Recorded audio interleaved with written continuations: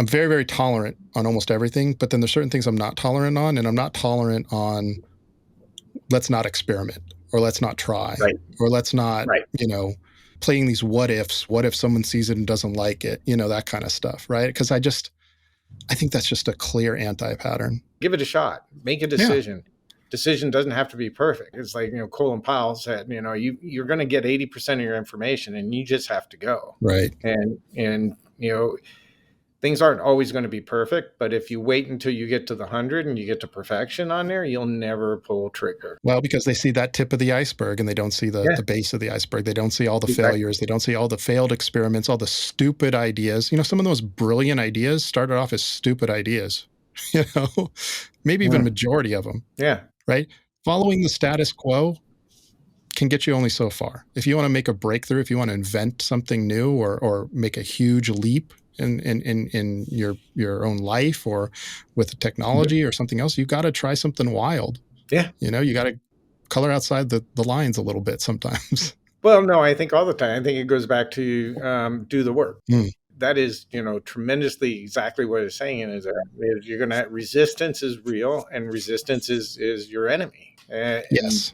And it's insidious both inside and outside. The resistance isn't just, externalized. It's an internal, your own biases are going to come in and play. And, the more important something is, the bigger and stronger resistance becomes. Oh, yeah. If you're doing something completely unimportant with low stakes and resistance is massive, then you got no shot.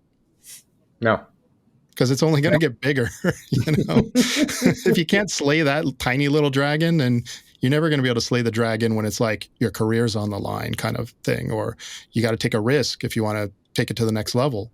Otherwise, just enjoy the ride at this level for the rest of your life. Yeah. Those are the difficult choices. And I can't blame people who don't take risks in those circumstances. I probably would, but I don't blame people who wouldn't. But it's hard for me not to blame people who won't take risks when there's nothing at stake and it's all upside and no downside. That just doesn't make sense to me. I kind of find it sad, to be honest. Yeah.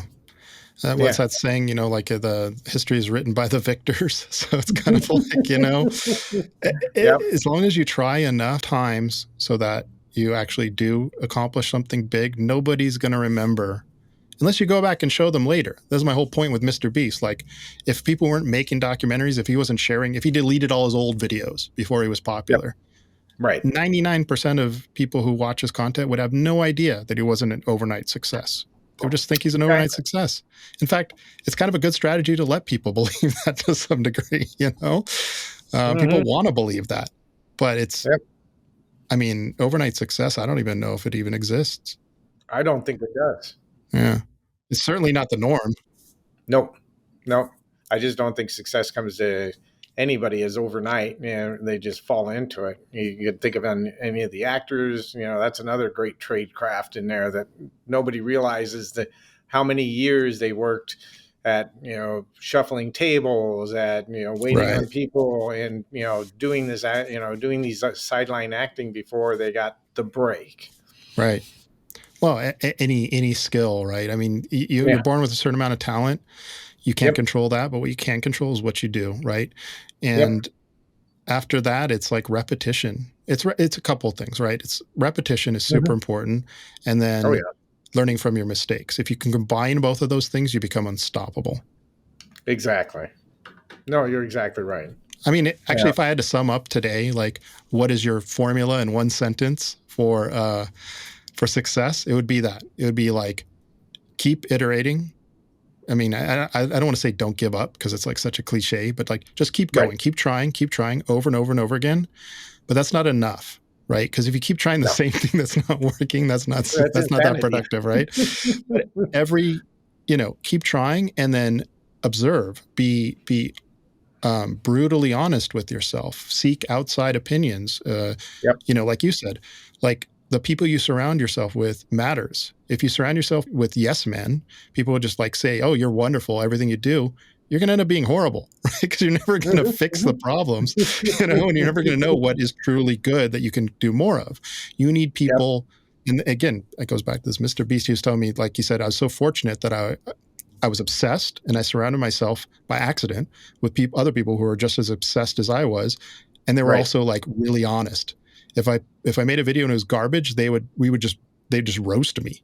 They Yeah. would torture me over it, you know? Yeah. And that's how you need that. You need people Yeah. who are going to be obsessed. They're going to put in the reps alongside you. And then, when you got something stuck in your teeth, they tell you instead of letting you walk around and talk to 100 other people with something stuck in your teeth. That's a friend. An enemy It is. Yeah. is someone who doesn't tell you. Yeah. Right? Yeah. And you get a lot of people who think they're your friends, but they're actually your enemies because they're not helping you get better, right? Because they're Right. being too nice. There is a compassion portion on it. There is an EQ portion of it, but you have to be really honest and you have to tell people where things are at. It's good to great. You got to embrace the brutal facts. You always have to have that vision of where you're going, but you have to embrace the brutal facts right now, or you can never get further. That's so true. That's absolutely true. Yeah. You have to be grounded in reality, essentially. You Yeah. can't be living in a fantasy world, right? Mhm. Yeah. I think what you said about compassion is also true.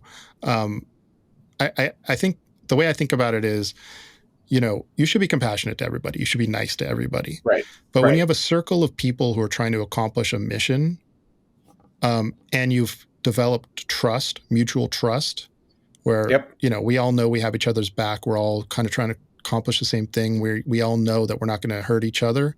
Then being brutally honest becomes very powerful, right? Yep. So you have to have that rapport Yeah. and that trust first, Yep. and then be Mhm. brutally honest. But you keep that with your circle. And I've always said, I think we have it backwards, right? we tend to like criticize our enemies and praise our friends. Yep. And we actually should do it the other way around. Praise your enemies. Give them that false sense of security.